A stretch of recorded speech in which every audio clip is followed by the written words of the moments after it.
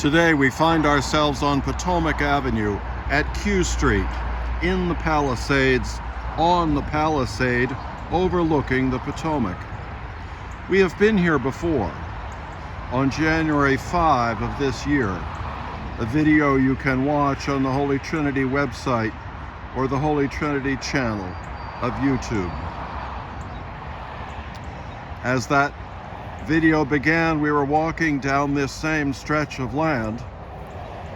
Today we return to this land to see it in a different way. As we proceed, in just a few minutes, we will have the Georgetown Reservoir to our right and Potomac Avenue remaining to our left. This open grassy space was the track bed of the trolley that ran from Georgetown past Glen Echo Park to the Cabin John Bridge.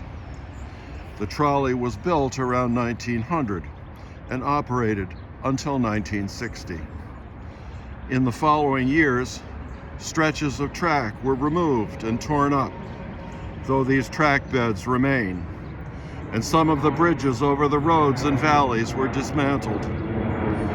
The most obvious remaining bridge can be seen in the parkland at the junction of Canal Road and Foxhole Road, just west of the Georgetown University campus. A week from today, we will observe Good Friday. We will pray with Jesus at his crucifixion and honor the wood of his cross.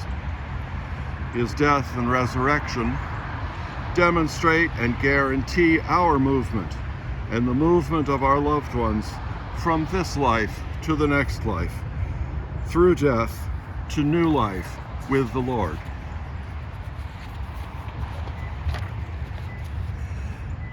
His death and resurrection are also the archetypes of the many deaths and resurrections that are the linchpins of human life. When we graduate from a period of schooling, or move to a new place, or start a new job, the old life dies and new life begins. When we are fired from a job, or when we or a partner terminates a relationship, when what had been the goodwill of a working group turns sour, when illness or accident or weather event or financial crisis hits without warning, we experience death in a very real sense. Jesus' resurrection gives us hope that God will bring something good out of this deathly crisis. This trolley's life and demise follow this same pattern. Written accounts of the trolley's services online tell us of now adults reflecting on the childhood joy of riding the trolley through what was then heavily forested land beyond Georgetown.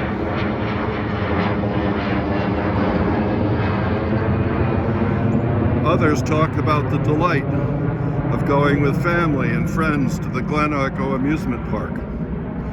When the trolley ceased running in 1960, these present-day pleasures lived on as memories, the reality of the trolley having died. Death and resurrection take other forms too. Glen Echo Park was segregated until protests in 1961 led the Park Service to integrate the park.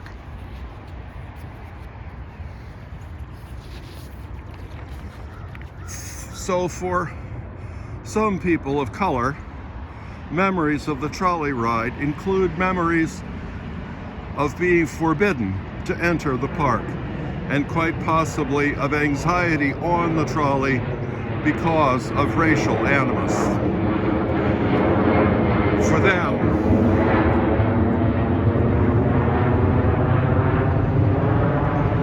the death of a segregated park represented the death of division and the hope in the resurrection of a society of free people.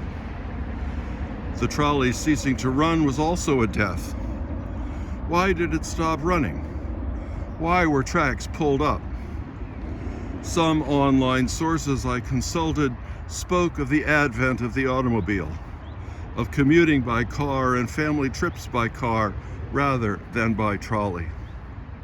Such a change is death and resurrection by evolution. But informal stories abound of the hostility by car manufacturers to public transport. Certainly in our day, ultra-wealthy libertarian entrepreneurs have campaigned actively and not always honestly against public transport. Such a death fails to offer resurrection to a more environmentally friendly culture of transport. And so the ongoing death is especially to be regretted and condemned. Jesus experienced the dishonest opposition of the wealthy elite, and this elite killed him as a human being, as they killed so many others then and now. The ultimate resurrection of our world awaits the Lord's second coming. In the meantime, you and I can observe and celebrate his death and resurrection, and that of the people and circumstances around us. Also, in the meantime, each time we see Jesus' body on a Catholic crucifix, and especially as we hear the Passion narrative in full this Sunday, and again as we observe Good Friday a week from today, we can remember that we and so many others remain on the cross that was Jesus's. He has gone to prepare a place for us, just as he remains active and actively in each moment of each day here on earth. And so we can be hopeful of resurrection as we find ourselves in the midst of death.